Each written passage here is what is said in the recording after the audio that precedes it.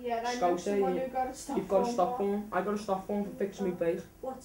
I got 7 stop forms off 7 different coppers by walking from Weston to Easton. Being British as shitters up on... Can't say that, imagine the Prime Minister. You're like, oh!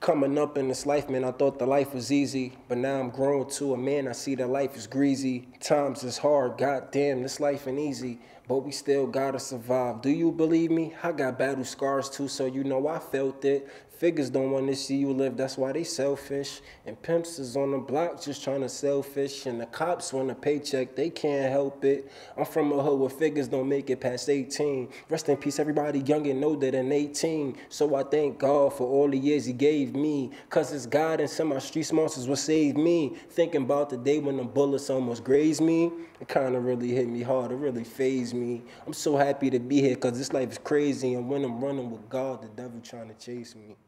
16 balls, something like that. The current trend on government policy around policing and community safety has been to try and adopt the American model and more exclusively the New York model.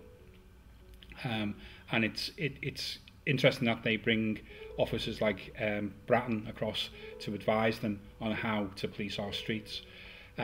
Problems are totally different, and in New York, what made the difference was the fact that the actual mayor, Giuliano, actually put millions and millions of pounds into policing, actually increased the police force by treble the police force, and was able to blanket whole areas with police officers, so you could actually walk across police officers' shoulders to go to shops. Our neighborhood now has turned into Cop City. Unfortunately, you know, due to the circumstances in this neighborhood, with the violence and with the crime, it's not a day that goes by that you don't see 50 to 100 to 150 to 200 cops literally on the streets, riding around, walking around. One interesting experience was when they were on their way into Brownsville. They was literally coming out of the precinct in packs. It was like, it looked like hundreds of them, like coming at us at a time. And so as I stood my ground and they began to come towards us, I noticed that it was almost like that type of tense, like who's gonna move out of whose way kind of thing. And so I, just out of just whim, I asked these officers, should I be afraid right now or should I feel safe?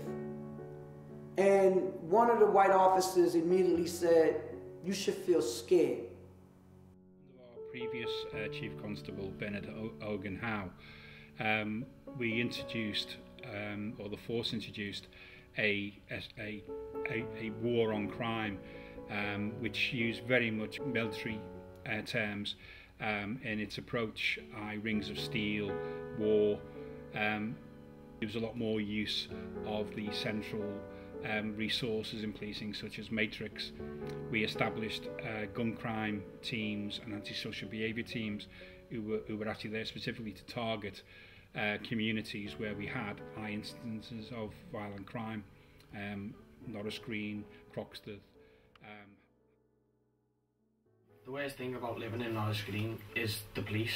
The police harass like innocent kids who hang about on the streets and that when they do nothing wrong. And that we had certain nights where Section 30, Section 60 or Section 44 notices were being used, and when the Ring of Steel was put on the community, it meant that the main arterial roads had roadblocks, and that everybody within the area could be stopped and searched and asked where they were going, what they were doing. And we've just got a call that our window's been smashed by a young black male, and they've all separated. I was just like, are you messing me? Do I look like I smashed a window? I was kind of angry as well, because like, I don't know, I was kind of angry because I couldn't do nothing about it really. So like, I had to just stand there and like, I was angry.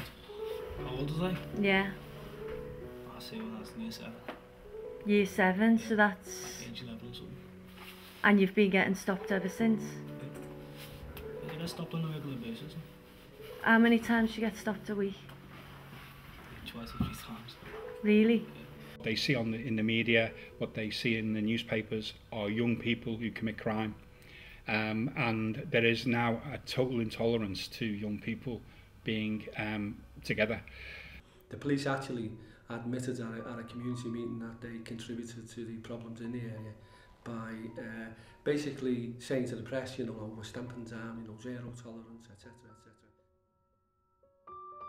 Everybody, it's kind of like you just amp them up. Like, let's just show y'all videos of a bunch of black people breaking in houses, shooting each other, disrespecting cops. Just show them like the worst. We're not gonna show them the man up side of, you know, our community. We're gonna show them the gangs and things of that nature, and then just get them riled up and make them feel like, yo, what y'all dealing with is fucking animals, so we're gonna treat them like fucking animals, and I pretty much feel like that's exactly what they do. So it's absolutely mad. You know, no one's pretending that there are not problems out there, you know, and that young people are not like part of that problem. But the media image in particular is just, you know, so far over the top that it's just scaring people. It's fear, like, you know, fear controls a lot. Like, fear is like, you know, you play on somebody's fear, you can make them do whatever you want. So if you make somebody feel scared, it's like, yo, you scared, you gonna do what you gotta do to survive. So if they scared, you put them in the streets, and they feel like they scared. Like, I can't even, you know, like, I'm scared. You know, I'm trying to look tough. I have this weapon on me, but I'm scared. The slightest thing could just tick them off.